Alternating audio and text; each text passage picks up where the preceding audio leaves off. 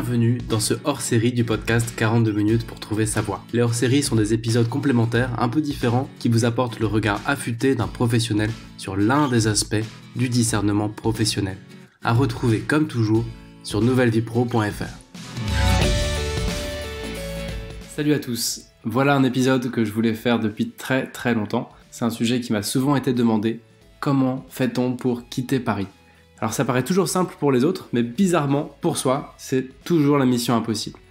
Donc j'ai eu la chance de rencontrer et de retrouver devant le micro deux invités qui ont tous les deux fait le pas. Le premier, il s'appelle Bertrand, et il a d'abord quitté son Île-de-France natale pour un poste de salarié en région, et ensuite il a fondé son entreprise en région.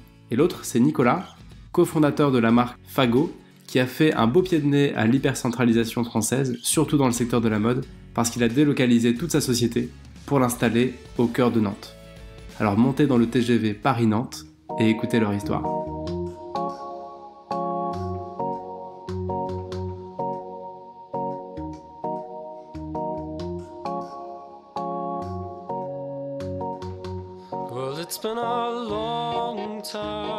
Salut Bertrand, salut Nicolas. Hello Alban. Salut Alban. Merci beaucoup de prendre du temps pour raconter aujourd'hui comment on quitte Paris. Allez, bas les masques, comme on dit. Exactement. Alors, circonstance en plus. On ne sait pas encore si ça va être en vidéo ou juste en podcast, mais on a tous les trois un masque Fago magnifique. Qui nous tient bien chaud. Voilà, on est à plus d'un mètre, donc tout va bien, on respecte les règles de déconfinement. Je vous laisse vous présenter rapidement, avant d'aller dans le dur, de comment concrètement on fait pour quitter Paris. Quand on veut partir en province, c'est qu'on a soit déjà une boîte qui fonctionne bien à Paris, soit une boîte qu'on veut lancer en province. Racontez-moi un petit peu, je pense que pas mal de gens connaissent déjà Fago, Yakman aussi sans doute, ça l'a commencé. Et si vous pouvez nous réexpliquer rapidos, ce serait top. Donc moi Bertrand Favre, j'ai 37 ans. Moi je suis arrivé à Nantes il y a 3 ans et demi. J'avais grandi en région parisienne et fait mes études et travaillé à Paris ensuite. Et j'ai fondé Yakman, qui est en fait une start-up, une fintech comme on dit maintenant, dans l'assurance et qui propose un modèle de financement participatif appliqué à l'assurance. Nicolas, moi je suis cofondateur de Fago, j'ai 34 ans et j'ai créé donc Fago avec Fred, un associé et copain d'école il y a 10 ans, et du coup depuis maintenant quasiment un an on est nantais, très heureux de l'être. Ok, super, merci encore les gars d'être là ce matin. On va se prendre une heure pour essayer de creuser, non pas trop pourquoi quitter Paris, parce que le positionnement qu'on a sur 42 minutes, c'est de se dire que tout est bien, il suffit de trouver ce qui nous correspond à tous. Évidemment on va commencer par savoir pourquoi vous avez voulu bouger. Mais le vrai sujet, c'est plutôt concrètement comment ça se passe pour des gens qui se posent la question. Surtout là, en plein déconfinement, il y a un peu un mouvement accéléré. On sent que tout le monde a envie de bouger, un peu de verdure. Donc on va surtout s'intéresser à concrètement comment ça s'est passé pour vous. Mais avant, évidemment, la bonne question à se poser, c'est comment tout a démarré pour vous. On peut commencer par toi, Bertrand. Ouais, moi j'avais travaillé dans l'assurance. Et en fait, ce qui s'est passé, c'est que je suis arrivé à Nantes parce que je voulais changer de vie. Donc, j'avais cherché un job. Et c'était pas facile parce que en région comme ça, alors déjà j'aime pas du tout le terme province, ça fait un peu Paris contre province, donc je dis toujours le terme région, je trouve que c'est plus constructif. En région, le marché est souvent caché, donc j'ai mis pas mal de temps à trouver. Et en fait, j'ai fait une erreur de casting, donc au bout de 8 mois ça a planté, et c'est là que je me suis dit, je suis à Nantes maintenant, qu'est-ce que je fais ? Est-ce que je repars ? Ou est-ce que je reste là ? Et voilà. Et en fait, j'ai trouvé un terreau super favorable au monde de la création d'entreprise, donc j'ai créé Yakman. En me disant, en fait, il y a plein de ressources, il y a des gens qui sont formés, c'est une région qui est très dynamique, on est à 2 heures de TGV de Paris, donc en fait, tout va bien, quoi. On trouve toute l'infrastructure qu'il faut, des collaborateurs, pourquoi le faire ailleurs ? À la base, tu n'avais pas spécialement prévu de fonder ta boîte ici à Nantes ? Non, effectivement. Tu as eu envie de changer de vie, as cherché un boulot ? Ouais. Okay. Le point de départ, c'était vraiment changement de vie, changer le mode de vie. J'avais eu ma fille à ce moment-là, et donc ça a beaucoup joué aussi sur aller vers de la verdure, mode de vie, on peut se déplacer en vélo, avoir plus de surface, être en quelques minutes à la campagne, un peu plus, pourquoi pas à la mer. Donc ça a joué tous ces éléments-là, éviter les transports. Et voilà, ça a commencé par un boulot, ça aurait pu être une création, puis finalement ça a été un boulot puis une création. Ok, super. Et pour toi, Nicolas ? Ça remonte à quasiment 8 ans, 9 ans même, quand on faisait nos ventes privées, 10 ans pardon, on faisait nos ventes privées avec mon associé Fred, et en fait donc le premier moyen qu'on a trouvé pour vendre nos chaussures, c'était de vendre dans les appartements de copains nos premières baskets, et donc on les a fait dans 10 points de vente différents, 10 appartements différents en région. Donc il y avait Bordeaux, Aix, Marseille, Lyon, Lille, etc. Donc toutes ces villes là, et on s'y est déplacé quasiment à chaque fois dans ces villes là. Donc on a fait notre premier Tour de France un peu en immersion, comme si on y vivait, parce que le temps de 3 jours pour la vente privée chez le copain, on vivait au rythme de la ville, on découvrait un peu ses amis, etc. Et puis coup de cœur un peu pour la ville d'Aix-en-Provence, parce que voilà, il faisait bon, il y avait les bruits des cigales, la vente privée se passait hyper bien. C'était quelque chose de récurrent? Non, ça a vraiment été ponctuel. C'était pour lancer la marque. On a démarré par des ventes privées dans les appartements de copains. D'accord. Parce qu'en fait, les magasins ne voulaient pas nous distribuer parce qu'on n'avait aucune légitimité. Et donc, du coup, on a suivi un conseil de grands-parents. Ils nous ont dit, mais pourquoi est-ce que vous faites pas une vente Tupperware? Et du coup, voilà. Donc, nous, on l'a fait, mais au lieu de mettre du thé, c'était de la bière. Et au lieu de mettre des gâteaux secs, c'était des chips, quoi. Et des paires de chaussures à vendre et non pas des Tupperware. Voilà, et donc ça a révolutionné complètement les choses parce qu'on a fait ça sur Facebook, quoi, le lancement.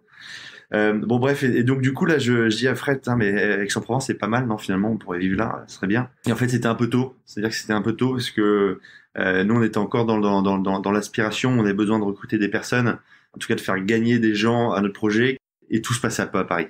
Voilà, on n'est pas allé plus loin vraiment parce que ça démarrait, etc., etc. Et évidemment, du coup, il y a maintenant 2 ans, parce qu'on est mariés, on a quelques enfants, etc. Évidemment, comme tout le monde, on réfléchit un peu plus à quel sens on veut donner à notre vie et à nos enfants, et également aussi quel sens on veut donner à sa vie pro, parce que les deux jouent. Et l'un dans l'autre, on s'est dit qu'en fait, comme on est tous les deux pas parisiens mais provinciaux, alors il faut qu'on retourne. Et il faut qu'on y retourne. Et là, ça a été un chemin de croix pendant 2 ans. En fait, c'est hallucinant. C'est un peu comme la procrastination de la création d'entreprise. Souvent, on dit j'ai une idée, je veux monter une boîte. Et ben là, souvent, on dit aussi, je pense, j'ai une idée, je veux quitter Paris. Et dans les faits, on le quitte pas si facilement. Donc, je trouve qu'on ne quitte pas si facilement Paris. C'est pour ça qu'on fait ce podcast d'ailleurs. Et nous, ça nous a pris 2 ans. 2 ans de discussion parce que déjà entre nous deux, il fallait qu'on arrive à poser un peu le. En fait, très vite, on va dans la finalité, quoi. Tu vas aller où? Et moi, en fait, ce qui m'intéresserait, c'est mon associé, c'était Angers.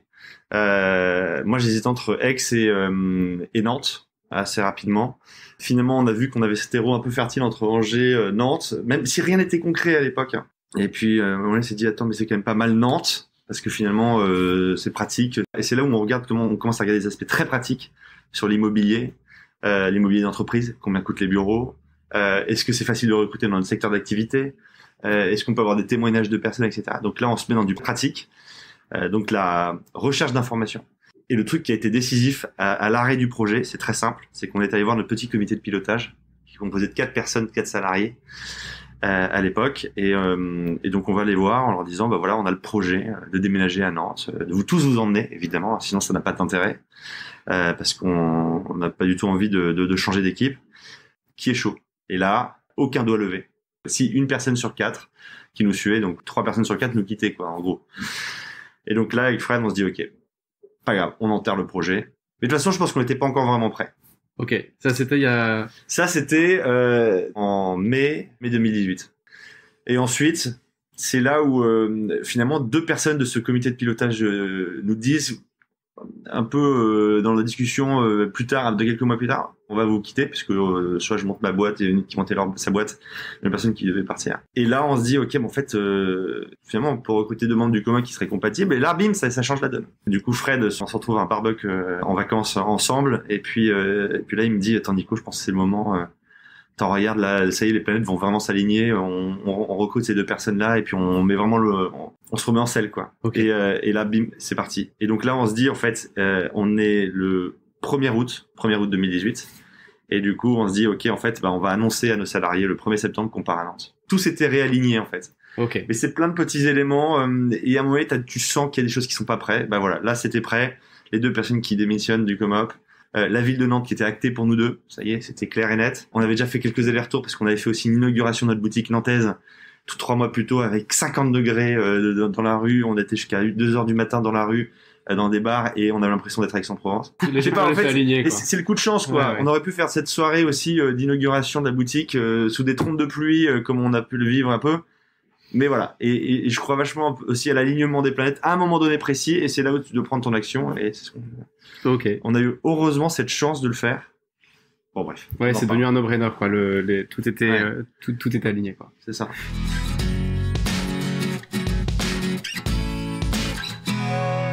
Toi, Bertrand, comment t'as su La décision, elle s'est prise comment pour toi? Et peut-être pour ta famille, du coup. Ouais, en fait, le process, pour le coup, il était long parce que je pense que j'ai bien mis, enfin, je vais dire, ça fait 10 ans que j'en parlais, j'ai mis 5 ans à mûrir, et en fait, il y a des éléments déclencheurs. T'as une aspiration un peu fondamentale liée au mode de vie où tu te dis, on est 70, bientôt millions en France, il y a 15 millions en Île-de-France, mais ça veut dire qu'il y en a quand même 55 d'autre côté qui continuent à vivre et ils vivent normalement aussi, quoi. Et ils sont pas tous agriculteurs. C'est très bien l'agriculture, mais voilà, il y a tous les métiers sont représentés ailleurs en France. Donc pourquoi en fait on est obligé de faire ce métier-là uniquement en Île-de-France? Et donc là, déjà pour moi, c'était on va dire mon kicker en disant il y a un truc qui fait que pourquoi on a cet aimant effectivement qui est peut-être structurant. Alors les grandes écoles, les filières d'excellence, tout ça, t'as l'impression que c'est que à Paris, donc c'est pas forcément facile de s'en sortir. Mais il y a plein de gens qui travaillent, qui vivent bien et qui sont heureux ailleurs qu'en Île-de-France. Donc il y avait ce terreau qui fertilisait, la graine était semée. Et puis ensuite il y a des sujets d'opportunité. À un moment donné, moi j'avais monté une première boîte que j'ai arrêtée, j'avais essayé de chercher à Nantes, rien, marché caché, il se passait rien. Donc j'ai pris un boulot à Paris, puis finalement, là j'avais semé une graine parce que 2 ans plus tard, j'ai un mec qui m'appelle, qui me dit tiens, je cherche quelqu'un. C'était pour une reprise d'entreprise d'ailleurs, donc c'était un job de salarié de reprise. Et donc là la discussion s'est engagée. Et pareil, un peu le sujet d'alignement des planètes, j'y crois beaucoup aussi. Je deviens papa, et puis je me dis en fait j'ai envie d'autre chose aussi pour mes enfants. Donc là on commence à regarder les choses différemment et à faire des choix où le professionnel, le personnel s'imbrique beaucoup plus.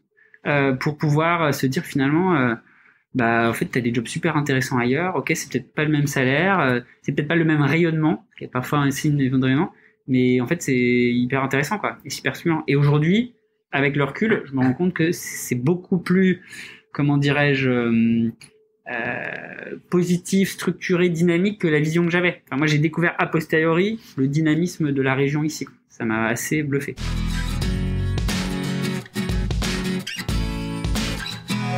Ouais, je vais en parler maintenant des freins et des blocages, mais pour moi, j'en vois 2 gros. On a l'impression de ne pas avoir accès au marché de l'emploi, quand on ne peut pas monter sa boîte, et puis qu'il va manquer toutes les ressources, en fait. Qu'est-ce que vous avez identifié quand vous avez décidé? Donc, pour toi, Nicolas, avec Fred, quand vous a dit c'est bon, c'est décidé, on y va. Ou pour toi, Bertrand, quand tu as pris la décision de te dire je vais chercher un boulot à Nantes, avant d'aller dans ce qui s'est passé dans la vraie vie, qu'est-ce que vous aviez identifié comme un peu comme blocage potentiel et comme risque potentiel, ou comme frein? Il y a nous c'est quand même principalement lié à l'emploi, hein. C'est de se dire, comme on a un métier assez spécifique, donc une marque de mode, en plus avec une notion responsable, donc on cherche quand même des profils qui sont complètement atypiques. C'est des gens qui sont passionnés par la mode, mais qui en même temps sont passionnés aussi par l'environnement et se disent je fais aucun compromis entre les deux. Donc déjà un métier pas facile, on se dit putain, est-ce qu'à Nantes on va trouver quoi? Parce que il y a quand même moins de boîtes. L'avantage de Paris, comme toujours, hein, c'est que comme il y a des Hermès, des Chanel, des machins, etc., il y a toutes ces boîtes-là, 90% des gens sont là et c'est très très mobile comme marché. Trouver des ressources vraiment qualifiées. Voilà, exactement. Les gens bougent vite, font des sauts de puce. En fait, c'est pour ça qu'on dit souvent à Paris 3 ans. Je reste maximum 3 ans dans un job. À Nantes, c'est plus 6 ans, quoi. Enfin, et ça c'est le truc qui nous a fait peur, moi. Si jamais je cherche quelqu'un et que le poste est vacant pendant des mois, c'est chaud, quoi. Ça, c'est le premier point qui était un peu compliqué. Il y a une autre chose aussi dont on nous parlait tout le temps, c'est l'émulation de Paris. Ce côté gagne. À Paris, il y a toujours un événement un soir. Il y a toujours un lancement, une soirée de lancement. Il y a toutes les nouveautés, tous les tests sont faits là-bas, donc c'est vachement bon pour simuler le cerveau à avancer. On a l'impression d'être tout le temps simulé, quoi. Je crois que c'est vraiment l'impression que ça donne. Et en même temps, d'être à Nantes, c'est aussi un marqueur qu'on cherchait, c'était de se dire, il faut prendre du temps maintenant pour faire les choses. Du temps pour faire mieux les choses qui vont durer plus longtemps. Moins éphémères, plus durables. Et du coup, ça va dans cette logique-là de se dire, je repeins ma façade en bleu marine, il faut pas que j'en sois lassé un mois plus tard. C'est ce que je ferai à Paris. Mais non, attends, dans la vraie vie, il faut qu'on fasse durer cette couleur. Parce que, en termes d'émissions de CO2, d'aller repeindre ma façade tous les mois, ça n'a aucun sens, quoi. Voilà. Donc, en fait, il y a une espèce d'invitation, mais qui est naturelle à la région, à aimer un peu plus les temps longs. Ok. Je comprends. Et qui nous va, en fait, dans notre fonctionnement. Donc, finalement, pour moi, c'est un désavantage, hein, parce que j'aimais bien quand même cette émulation permanente. Et en même temps, elle va très très bien avec la vision que j'en ai de Fago, qui est d'aimer un peu plus les temps longs, c'est-à-dire le durable. Donc comment consommer moins mais mieux. Voilà, ça va ensemble. Ouais, je comprends. L'aspect un peu inquiétant, c'est de se dire est-ce qu'on va être encore assez boosté, assez dynamisé. Ouais, voilà. Est-ce que tu vas devenir pépère ou pas, quoi. Ah ouais. C'est la peur. Et si jamais je me mets dans la peau d'un salarié, si jamais mon boulot me plaît pas, je suis ferré, quoi. Je peux plus progresser. Si j'ai un plafond de verre, comment je fais? Voilà. Okay. Ça peut marcher aussi en tant qu'entrepreneur. Hein. C'était aussi ma peur. Donc là, ça fait 1 an qu'on est là et on commence à voir que justement, il y a une vraie communauté qui s'ouvre. Je pense qu'il faut qu'on arrête de parler de Paris. Ça, c'est un mot, il faut le bannir, en fait. C'est-à-dire qu'à partir du jour numéro 1 où je suis arrivé à Nantes, je ne compare plus ma vie à Paris. C'est une vie différente, faut l'accepter. Et surtout, c'est horripilant, je pense, pour les gens qui sont ici. C'est un peu comme quand quelqu'un vient chez toi, il dit, c'est trop bien, chez moi, j'ai ça aussi en mieux. Attends, mec, ferme-la. Là, t'es chez moi. Donc, voilà. Donc, en fait, il faut accepter cette situation-là, il faut plus la comparer. Voilà. Donc ça, c'est aussi le vrai enseignement que j'en tire. Parce que sinon, on est tenté tout le temps de comparer. Ça n'a rien à voir. T'avais combien de salariés? On était 60 et c'était aussi un des gros marqueurs de mouvement, c'était que on commençait à être à l'étroit dans nos bureaux à Paris, qui était pourtant un petit loft très sympa avec une terrasse, un barbecue, dans le 18e. Mais tu vois, pour le même prix, finalement, on a doublé nos bureaux de taille dans un endroit hyper bien placé, parce qu'on est sur l'île de Nantes ici, au 5e étage avec une vue en promenade sur Nantes, dans un immeuble HQE. Et on a fait un bond aussi, quoi. Et donc voilà, Fago, on est en croissance. On a recruté 20 personnes cette année. D'accord ? Donc on s'arrêtera pas sur ce si bon chemin, même si la crise du coronavirus nous ralentira.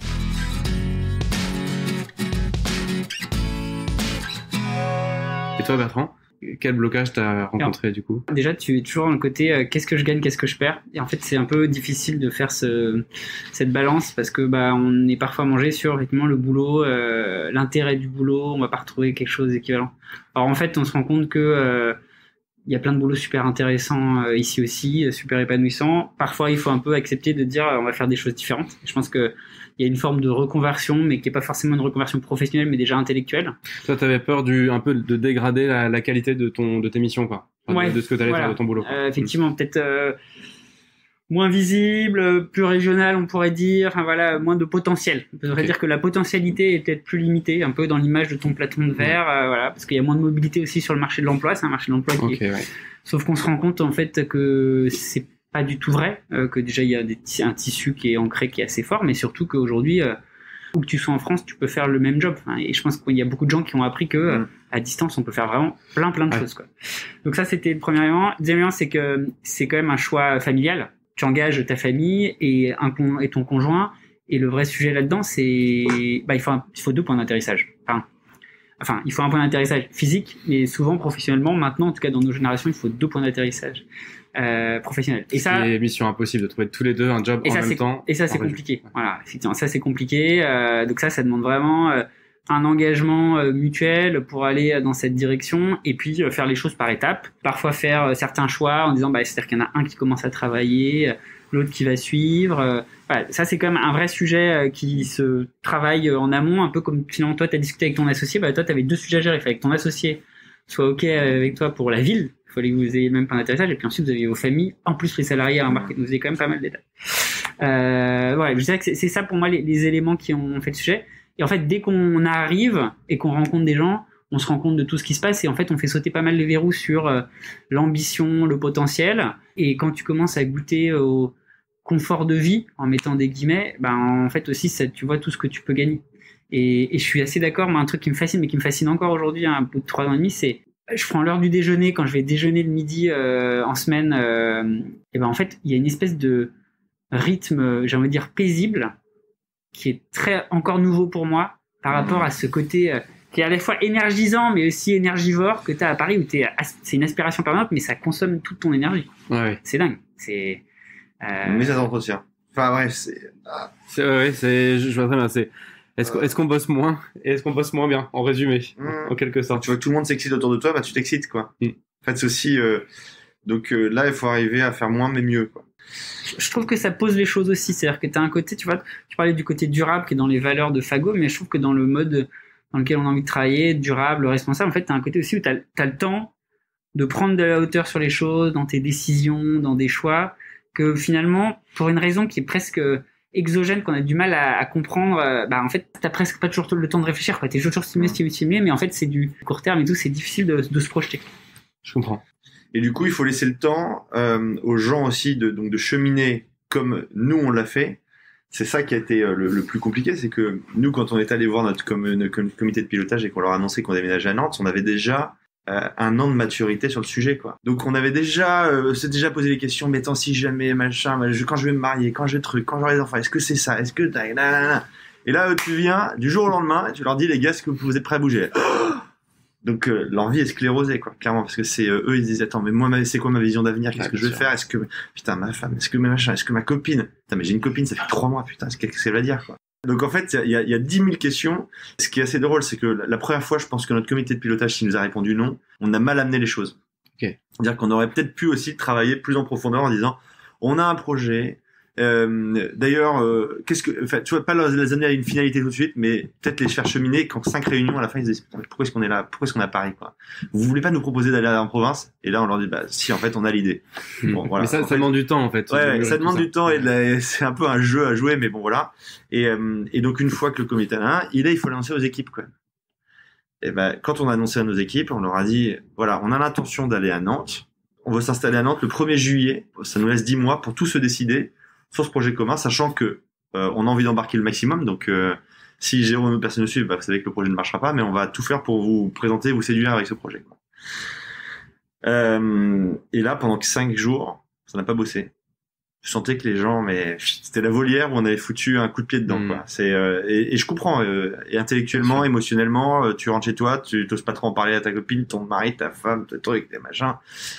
Tes copains, tu leur demandes des avis, ils vont te dire, mais attends, mais mec, tu trouveras un autre boulot, machin. Mais non, c'est trop cool. Enfin, je pense que pendant une semaine, ils étaient au fond de leur vie. Et ce qui est plutôt positif, parce que c'est bien de se faire secouer peut-être aussi rapidement dans leur vie professionnelle. Et donc du coup, concrètement, ce qu'on a fait après, c'est toute une opération de séduction. Donc on a fait venir dans Saint-Nazaire Développement, nous de notre côté, donc vraiment en cheville avec la mairie, dans nos bureaux à Paris pour qu'ils nous présentent la ville avec un PowerPoint, avec des images, des données clés démographiques, immobilières, etc., etc., pour illustrer concrètement les clés d'une ville, quoi. Les quartiers, etc., etc. Faut un peu leur donner un peu comme un Google Maps. Si tu dis à quelqu'un, va sur Google Maps pour découvrir la ville, putain, le problème c'est qu'il comprend rien.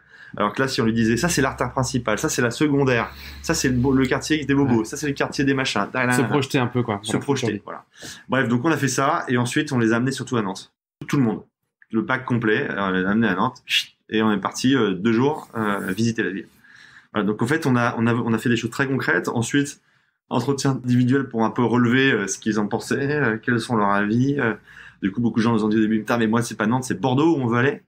Donc quand on fait, bah ouais, mais en fait Bordeaux ça n'a aucun intérêt pour nous, c'est très loin de Paris, c'est plus du tout abordable. Quand t'es primo-accédant, que tu vas arriver là-bas ou louer même, en fait ton gain de vie il est zéro.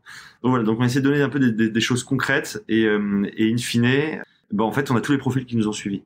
Et c'est ça qui est intéressant, c'est-à-dire qu'il y a même des gens qui nous ont dit, bah c'est pas grave, moi je vais démarrer. Je démarre à Nantes, ma femme me suivra dans 6 mois. Moi, je pars avec ma copine à Nantes. Bon, on a eu tous les profils, quoi. Et d'autres personnes qui nous ont pas suivis aussi, mais heureusement, une majorité nous ont suivis. Ouais. On a 50% qui nous ont suivis. Voilà. Et je pense que c'était important de se dire, il nous fallait au moins ces 50%. Sinon, la boîte ne ressemblerait plus à rien. Tout l'historique, c'est ça qui est aussi important dans une boîte, et c'est pour ça que des très très grosses boîtes ne peuvent pas déménager. C'est qu'en fait, en plus d'avoir un serveur, en fait, on a surtout le cerveau des gens qui ont une mémoire. Et c'est cette mémoire, en fait, qui permet de gagner du temps dans tout ce qu'on fait, quoi. Par exemple, créer une chemise chez Fago, bah, en fait, c'est facile parce qu'elle a dans sa tête tout le développement des 3 dernières années. Donc, quand elle part, bah, tu dis, faut tout démarrer là.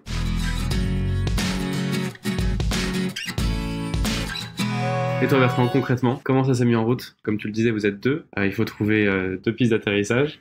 Comment vous avez matérialisé ça? Bah, en fait, ça s'est fait progressivement, comme souvent le deal, c'est y en a un qui met le premier prêt à trier, donc ça a été moi. Je suis parti bosser ici.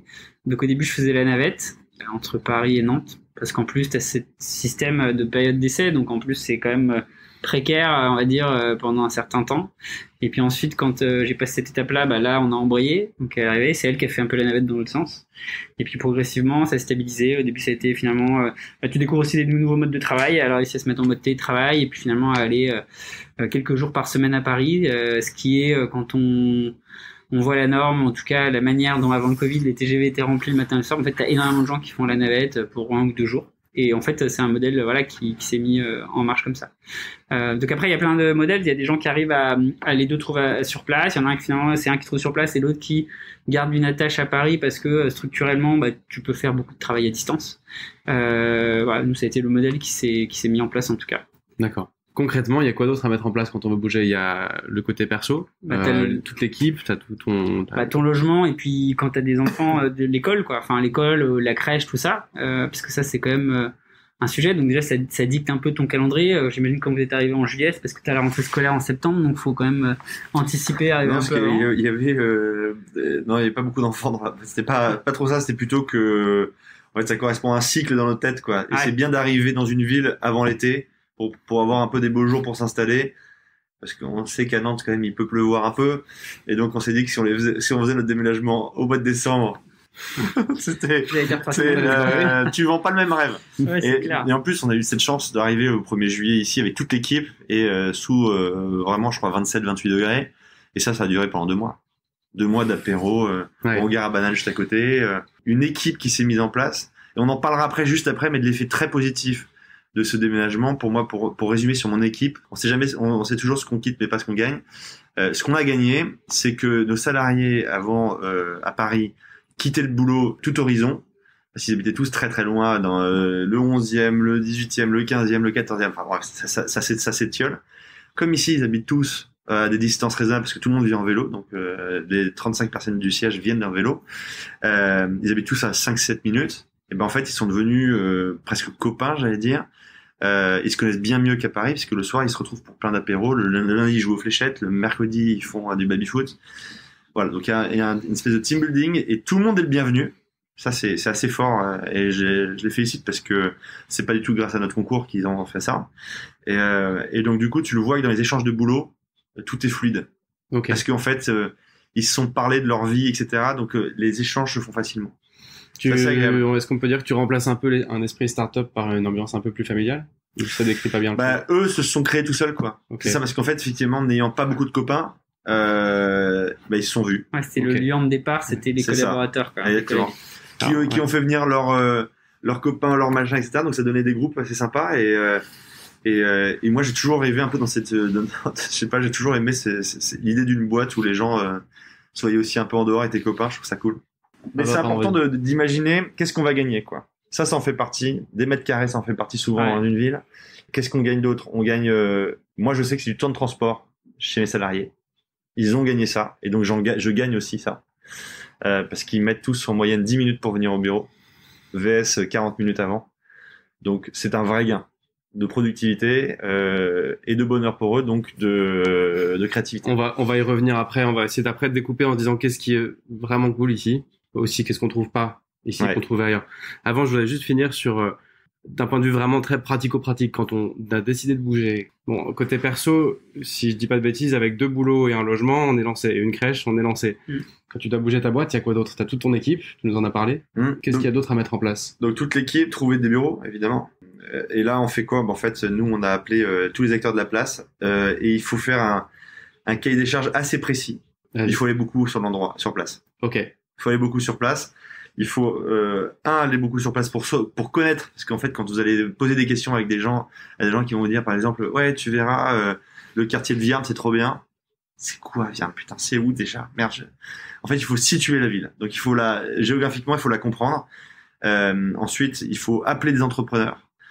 Tu vois, par exemple, j'ai passé beaucoup de temps avec Rosemond au téléphone au tout début. Il m'a dit tu verras Nico, Nantes c'est pas la ville la plus belle, mais qu'est-ce qu'on y est bien. Et donc du coup, d'avoir un éclairage d'un entrepreneur qui a déménagé aussi sa boîte, tu te dis c'est bon, le mec il va pas édulcorer, il va te dire la vraie vérité. Et donc c'est ce qu'il a fait pendant en fait 1h30, il m'a donné que des vérités, et j'en ai eu besoin.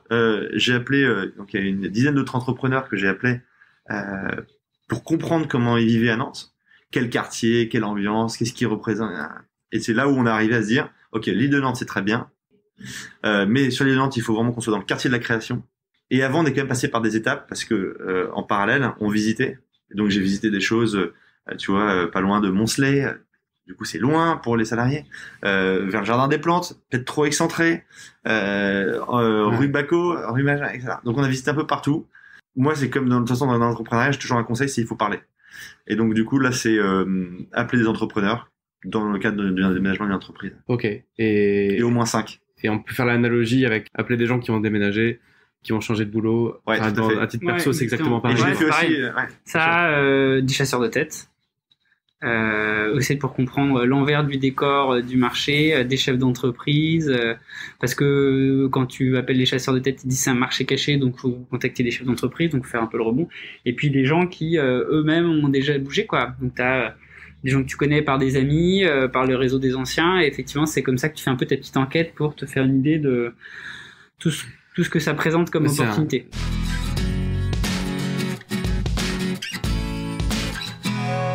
C'est un sujet sur lequel je pense que ça mérite qu'on en discute un petit peu, le côté marché caché. Là, je suis plutôt côté salarié. Quand on travaille à Paris dans une boîte, on n'a pas accès aux offres d'emploi, mais tout comme on n'a jamais accès aux bonnes offres d'emploi en général dans la vie. Elles sont toujours un peu off-market, elles sont pas sur les sites. Est-ce que tu as un avis à apporter, des conseils à donner sur cet aspect-là? Tu parlais de chasseurs de tête, de marché caché. Comment on fait quand on est en CDI à Paris ou ailleurs en France d'ailleurs et qu'on veut changer de localisation et qu'on n'a pas accès en fait aux offres? Est-ce que c'est pas en allant sur Pôle emploi ou sur Indeed ou autre qu'on trouve le job qui nous correspond en général, quoi? Bah là, il y a un travail un peu comme le travail que tu viens de décrire, Nicolas, sur ton côté quadrillage. Au lieu d'être un quadrillage géographique de la ville pour trouver des locaux, c'est un quadrillage de, en fait, c'est quoi l'activité, c'est quoi les grands pôles d'activité qu'il y a dans la ville.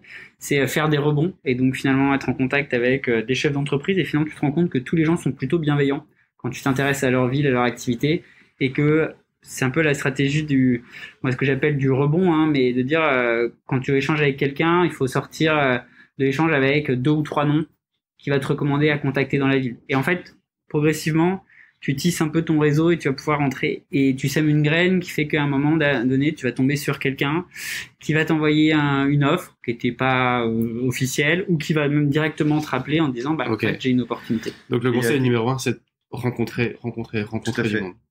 En fait, il faut trouver une porte d'entrée. Si tu mets le pied dans la porte, c'est vraiment l'expression, c'est ça. Pour pas qu'elle se referme. Et du coup, un peu le système du rebond, moi, je l'aime beaucoup parce que y a rien de mieux dans la vie que d'appeler quelqu'un et de dire, je viens de la part de. Tu ne le connais pas. Tu l'as eu. C'est un ancien élève de ton école. Donc il y a 10 ans, mais juste même promo.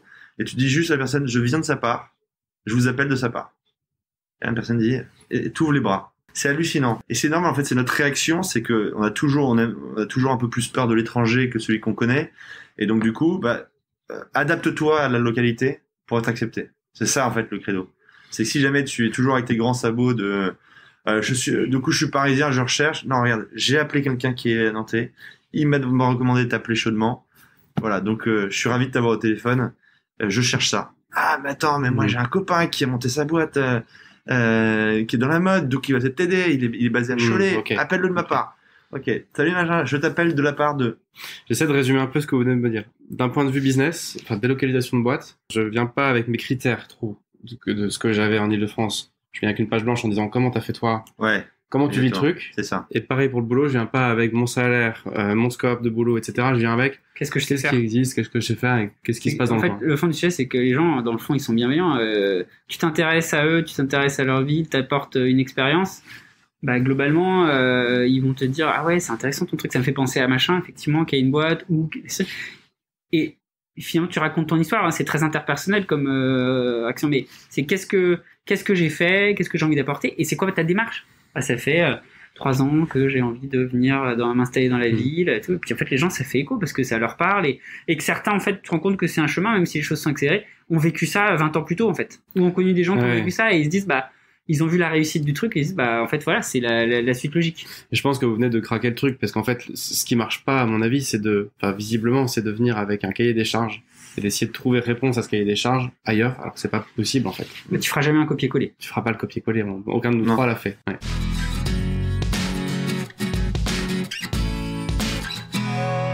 Je vais avancer sur une sorte de triplet de questions. C'est qu'est-ce qui s'est pas passé comme prévu, qu'est-ce qui est cool et qu'est-ce qui est moins cool. Qu'est-ce qui s'est pas passé comme prévu? Pour moi, j'ai eu on va dire un accident de parcours. Hein. J'arrive pour un job qui est en fait une reprise d'entreprise. Au bout de 8 mois, ça se fait pas. Donc erreur de casting avec le dirigeant majeur. Comme quoi le rebond de départ était pas forcément le bon. Et comme quoi j'ai peut-être eu aussi l'histoire me l'aura appris l'euphorie de vouloir tellement bouger que j'étais prêt à prendre non pas n'importe quoi, mais à passer certaines limites ou à pas voir des choses que j'aurais dû voir. Je pense qu'il y a des choses que j'aurais dû voir dès le départ. Mais j'avais aussi finalement besoin de faire mon saut à l'élastique dans le vide, parce qu'en fait, on a quand même toujours un petit élastique derrière. Et même si cette histoire a fini, finalement, derrière, j'ai une autre opportunité qui s'est ouverte, ça a été une création, et j'ai fait mon rebond. Et C'était fait, en gros. Hein? C'était fait. Ouais, c'était fait.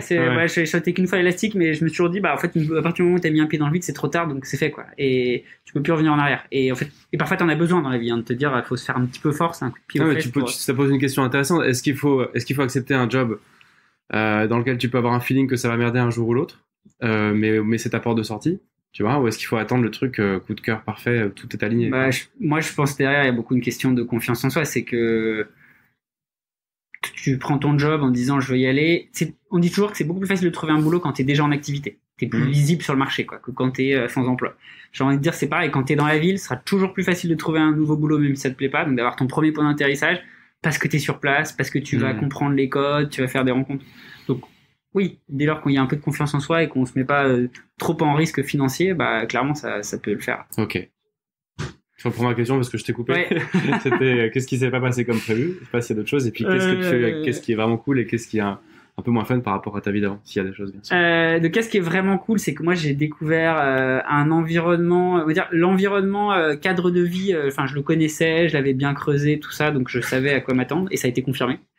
L'environnement économique, en fait, a été une découverte positive. C'est-à-dire que je trouve que c'est extrêmement stimulant et que ça bouge beaucoup. Dans le monde des startups, même, moi, je suis dans le monde de l'assurance, de la finance. En fait, et en fait, il y a une place où il y a quelques acteurs quand même. Et je trouve que c'est intéressant de voir comment les choses évoluent et peuvent se structurer.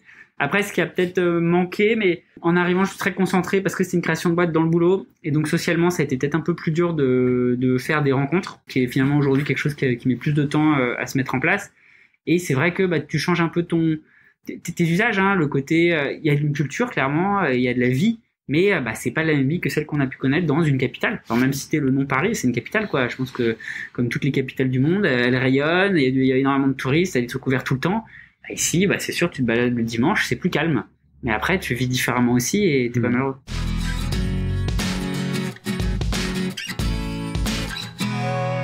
C'est marrant parce qu'on a les mêmes impressions, donc c'est cool, c'est quand même chouette. Qu'est-ce qui s'est pas passé comme prévu pour nous? C'est que ça s'est trop bien passé. On a de la chance, quoi. Concrètement, okay. On a cette chance que finalement c'est pu se faire. Je crois que c'est moi j'en reviens pas encore. Hein. J'en parle souvent à mes copains qui sont à Paris ou ailleurs. Je leur dis c'est ouf qu'on a réussi à le faire. C'est ouf que des jeunes aussi jeunes nous aient suivis, des gens mariés nous aient suivis, des gens en fait on a toute typologie qui nous ont suivis et du coup tu te dis c'est que vraiment la province ça doit être bien. Voilà, donc ça c'était le premier gage, mais voilà, ce qui s'est pas passé comme prévu, c'est que on a réussi à le faire. Moi j'y croyais vraiment pas au début, quoi. C'est-à-dire que je me disais on va se retrouver devant nos salariés à leur en parler et ça sentait c'est énorme comme changement à faire. Ouais. Ça paraissait vraiment énorme et au final, en fait, comme on s'en est convaincu encore plus et qu'on était vraiment, on leur a apporté des bons pions concrets. Voilà, je pense que tout reste dans le concret. Ce qu'on apprécie le plus ici, je crois que c'est d'être enfin en phase avec les valeurs que je prône avec ma marque, sont en phase avec celles que j'ai dans mon quotidien. J'ai des distances courtes. On est à moins d'une demi-heure de la première forêt Fagot, donc je peux y aller en vélo. On est proche des éléments qu'on prône, donc de se dire Fagot, c'est faire le lien entre la ville et la nature. On le fait enfin. En fait, on est le changement qu'on prône, donc c'est ça qui est cool. C'est qu'on vit ce qu'on prône. Et souvent, on pouvait dire un peu, il y a des marques. T'es dans ton bureau calfeutré, et tu promeus Capri, etc. En fait, il y a un décalage tellement fort que la personne va être malheureuse. Là, ce qu'on fait, ce qu'on vit, c'est aussi ce qu'on projette avec notre marque. C'est chouette. En fait, on est aligné.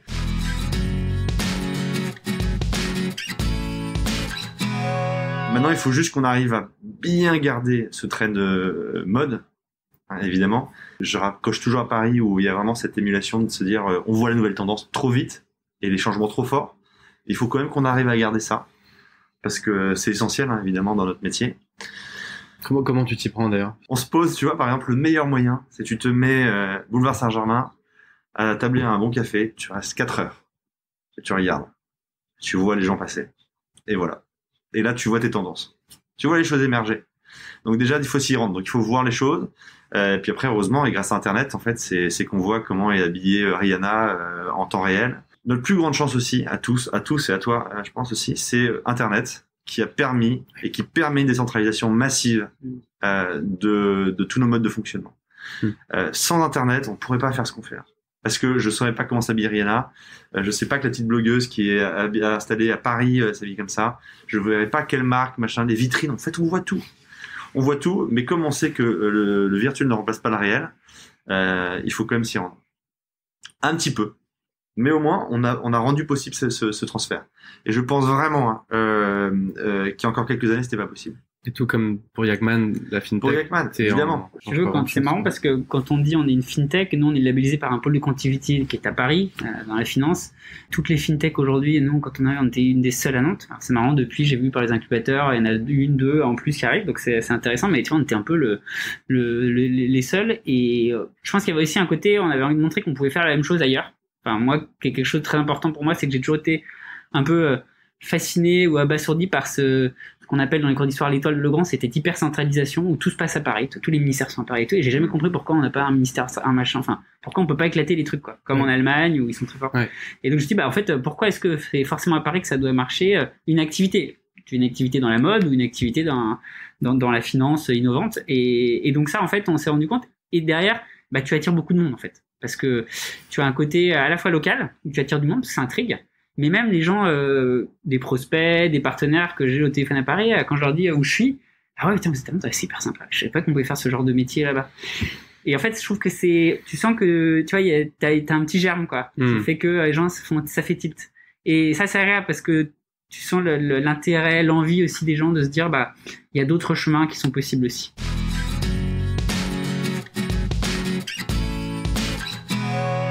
Et alors pour les aspects moins cool, s'il y en a bien sûr, des choses plus difficiles quand tu installes ta boîte ici. Tu veux aller te prendre une bonne bière un dimanche après-midi, c'est chaud. J'ai pas grand chose ouvert. Non, mais moi, mais c'est aussi parce que c'est mon caractère, c'est le côté nouveauté, hein, que j'aime bien parler, c'est dans mon ancienne vie. J'étais en permanence le nouveau concept, la meringuée, le machin, la nouvelle boutique de vêtements, la nouvelle marque, tac. Et en fait, tu les voyais énormément. Donc c'est une émulation que j'ai moins ici. Mais rien n'est perdu, en fait. Je pense que il va y avoir plein de petits labels nantais qui vont se créer. Je suis convaincu que nos villes de province vont gagner en poids dans les prochaines années. Ne serait-ce que par vraiment le sentiment régionaliste qui se met en place, etc. On est fiers de nos régions, on est fiers de montrer nos produits, on remonte des filières. Donc ça va bien se passer. Je pense que tu en as le meilleur exemple avec le Baulois, qui est pour moi un gâteau qui devient un peu un emblème et qui en même temps s'exporte. Et enfin, quoi. Incroyable comme, je sais pas, tu parlais souvent d'autres villes, d'autres pays. En fait, effectivement, ils ont des villes de province ou des secondes villes qui sont aussi connues dans le monde. Putain, mais Nantes, pour moi, devrait être connue par tous les Américains, quoi. Pas de débat. Il va falloir que ça soit notre combat, quoi. Enfin, voilà. Donc, qu'on ait confiance dans cette ville, et qu'on se dise pas, nécessairement, on a cet aimant vers notre ancienne ville. Bon. L'autre point qui est important, c'est quand même de se dire que, la diversité amène les gens. Et tu vois, moi, le fait que j'ai appelé 5 entrepreneurs qui avaient des boîtes sympas à Nantes et qui m'aient dit ça fonctionne, ça m'a aussi donné envie de venir, et ainsi de suite. Donc en fait, on s'attire les uns les autres. Donc moi, je pense que c'est pas improbable qu'il y ait 2-3 marques de mode qui débarquent dans les prochaines années. Je pense que c'est pas improbable que tu aies 2-3 marques d'assurance, que tu aies peut-être de l'agroalimentaire qui se renforce aussi. Voilà. En fait, les aimants attirent les aimants. On parle de Silicon Valley, ça a tout attiré. Il y avait rien au début, ça l'est devenu. Bon, bah à nous en fait de faire ça dans nos régions. On parle du témoignage, donc ça veut dire que c'est ça aussi qu'il va falloir rendre, c'est la disponibilité pour tous ceux qui veulent venir. Et c'est ce qu'on fait énormément nous avec Nantes Saint-Nazaire Développement, où je passe beaucoup de temps. Par exemple, un chef d'entreprise pose la question de venir à Nantes, je prends mon temps de déjeuner pour être avec lui et pour lui expliquer ma vision. Voilà, et lui dire, bah attends, c'est vrai que j'ai beaucoup hésité. Voilà, toi t'hésites entre quoi? Entre Marseille et Nantes? Ah ouais, bah alors attends, moi je peux t'expliquer ça. Marseille, voilà ce que j'en ai, ma perception de Marseille. À l'époque, pourquoi je l'ai pas retenu, etc., etc.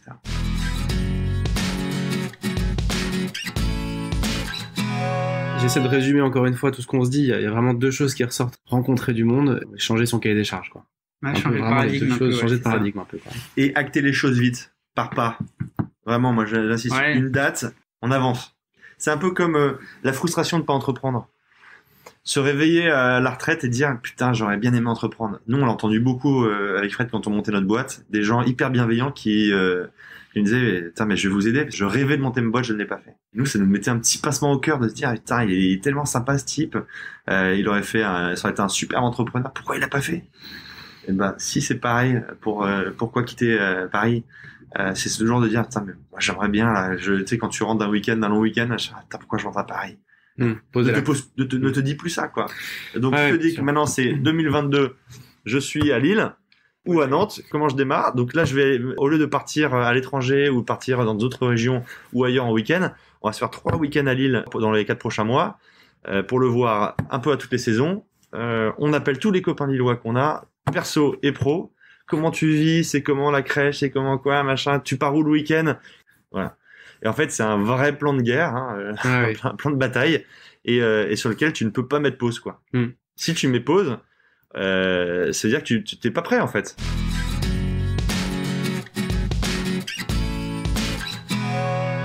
Je crois qu'il y a aussi des actions qu'on peut mettre en place sans retour possible. Par exemple, quand tu dis à ton boss, j'ai acté que je quitte Paris d'une manière ou d'une autre. C'est tellement la dernière étape d'un plan où il y en a 7 avant avec sûr, mais... repérer la ville, rencontrer les gens, parler. Ce que je voulais dire par là, c'est que tu peux poser des actes qui te laissent pas trop le choix et qui t'obligent à pas te mettre sur pause, parce que tu peux toujours mettre sur pause. Ouais, mais ça, je pense que c'est pas non plus. Alors, c'est l'idée un peu. Je te pousse. Je me fais. Tu te fais un peu virer comme par tes parents dehors. Allez, les gars, c'est bon. Maintenant. Oui, c'est une méthode, mais encore une fois, ça peut être bon de prendre du temps, parce que les temps longs sont bénéfiques et permettent aussi de bien appréhender les choses. Mais en fait, ce que je veux dire, c'est qu'il faut avoir des actions qui soient marqueurs. Juste d'être dans un dîner et de dire je partirais bien en province tout le temps, c'est pas possible, quoi. Enfin, déjà, je pense qu'à la fin, ça peut créer vite une tension dans le couple, dans le machin, avec les copains qui disent t'arrêtes de nous dire c'est pareil pour la création de boîte, c'est pareil pour le boulot. Voilà, c'est ça. Tout. Donc, poser des axes fondateurs. Il y a l'homme qui rêvait de vivre sa vie ou celui qui se dit je vais tenter de la vivre, de vivre en tout cas ce truc-là, et même si jamais je me foire, au moins j'ai essayé de faire du concret, quoi. Dans un des épisodes, on a un invité qui nous disait j'ai su que si je devais me planter, c'est là que je devais me planter. Il a tout résumé, je trouve. Il avait dans ses tripes l'impression qu'il devait être là, et que si ça devait merder, c'est là que ça devait merder, quoi. Et je trouve que ça dit tout. C'est que tu changes de paradigme, tu dis ce sera pas comme avant, ça va marcher ou pas. Mais c'est là qu'il faut. J'ai fait un changement que je sentais bon. Ouais, c'est ça. Bon, voilà. Hein.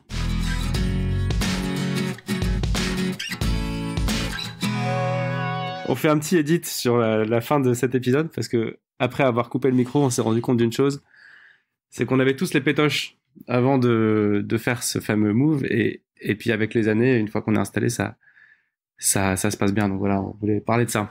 Ouais, c'est vrai qu'on se disait que même du haut de mes 1 an de move, on peut paraître déjà très assuré dans notre manière de raconter l'histoire de ce déménagement, de ce changement de vie, comme si c'était facile et qu'en un claquement de doigts, finalement, tout s'était bien aligné. Voilà, non, en fait, on a eu quand même une belle boule au ventre pendant ces 8 mois, en fait, que ça ne se fasse pas.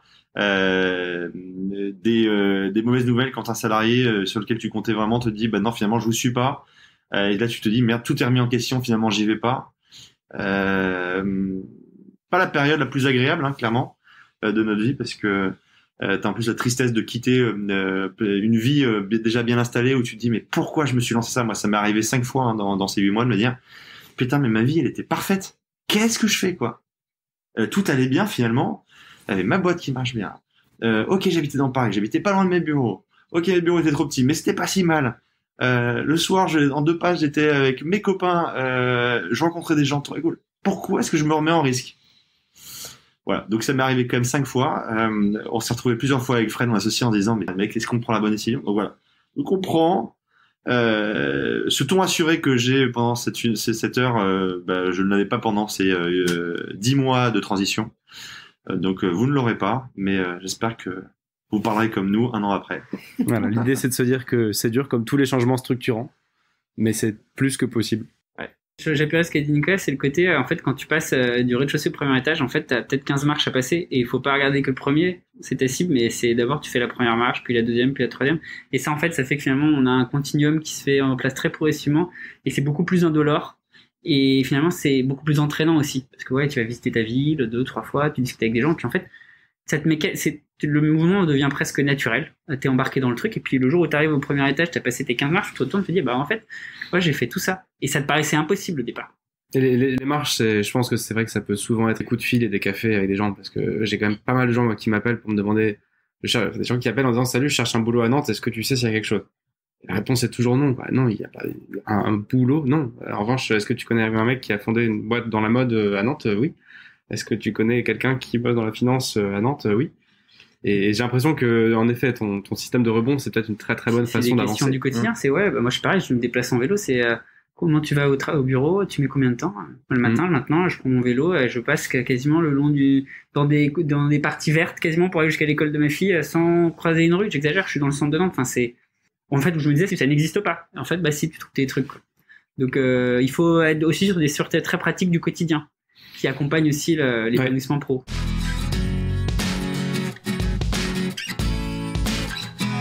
Si on a fait le tour de la question, on peut essayer de donner 1 ou 2 challenges à nos auditeurs. En se disant, voilà, encore une fois, pour ceux qui connaissent 42 minutes, le but, c'est pas trop de réfléchir. C'est plutôt de poser des actes, des actes plus ou moins faciles. Donc là, l'idée, c'est qu'on trouve une idée d'un truc qu'on peut proposer à ceux qui nous suivent, de dire, ok, on n'est pas en train de dire que tu vas bouger, on n'est pas en train de dire que tu dois bouger, ou même que c'est bien pour toi. Mais si tu veux le faire, concrètement, demain matin, levant de ton lit ou en sortant de ton canapé, qu'est-ce que tu peux poser comme acte qui te fait un peu avancer? On a un peu réfléchi, et je vous laisse partager ce qui vous vient en tête. Moi, le premier truc, mais c'est parce que je l'ai vécu et je l'ai fait très tôt, c'est à partir du moment où j'ai commencé à m'acter sur la ville de Nantes, j'ai tout de suite mis en place des alertes sur les sites immobiliers pour mieux comprendre évidemment le prix et les emplacements. Ça m'a forcé à découvrir la ville. De voir par exemple un super appart à tel endroit à tel prix, je me suis dit putain mais c'est marrant, ça paraît pas très cher. Ah ouais, mais en fait il est complètement excentré de la ville. En fait j'ai compris la ville beaucoup grâce aux sites immobiliers sur lesquels j'ai mis des annonces, parce que je les ai mises très longtemps en avance. Ça a mûri progressivement. Je me suis pas pris un choc où en une semaine je devais tout comprendre. Ben non, en fait moi pendant 2 ans j'ai reçu des alertes. Et du coup, ça m'excitait pas mal de recevoir des trucs. Je disais, ah, c'est pas grave, j'ai passé, c'est pas grave. Mais okay. Et, je vois. Ce qui est bien qu'après, je comprenais, du coup, que dans tous les appartements anciens à Nantais, il y a des volets à l'intérieur. Et que pour les bureaux, bah, du coup, ouais, en fait, de l'ancien, un peu en mode loft, il n'y en a pas beaucoup. Par contre, il y a beaucoup de moderne. Il y a que du moderne sur l'île de Nantes. J'ai bien appréhendé le marché, la localisation. Okay, donc, on propose un challenge de se mettre une alerte sur Le Bon Coin ou Le Bon Coin, se loger, PAP, L'igloo. Gens de confiance, qui est une boîte nantaise. Toutes ces choses-là, il faut commencer à s'intéresser au marché. Et ça s'enlève en 2 secondes. On peut changer de ville en 2 secondes aussi. Ok. Et ça projette, quoi. Ouais. Enfin, t'es dans ton quotidien aussi quand tu vois ça.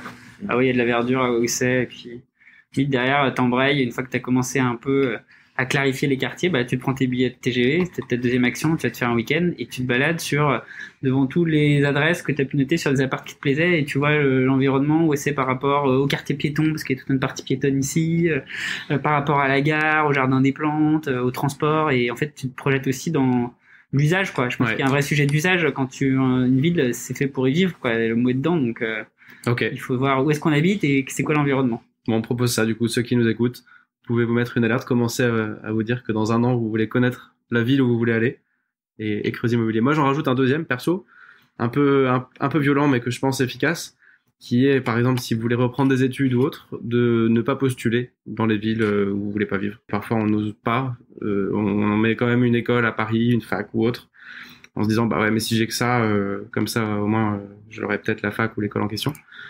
Nous, on l'a vécu à titre perso. C'est ma femme qui a changé de vie et qui a repris des études d'orthophoniste. Et dans toutes les écoles qu'elle a tentées, elle a tenté tout, sauf Paris. Parce que, on se disait, si on a que Paris, bah, on bougera pas, c'est sûr. Il se trouve que du coup, mathématiques, enfin, c'est un peu l'attraction. C'est juste impossible, du coup, de rester. C'est la version un peu plus violente. Pas mal. Merci beaucoup d'avoir pris le temps de cette interview. Merci Allemand. Et puis voilà, je pense qu'on a fait le tour de la question. Ouais. Cool. Super. À très bientôt. J'espère que cet épisode vous a plu et je vous donne rendez-vous dans 15 jours pour un nouvel invité. En attendant, n'hésitez pas à laisser un commentaire, rejoindre le groupe Facebook de 42 minutes et surtout, éclatez-vous dans vos jobs. Ciao.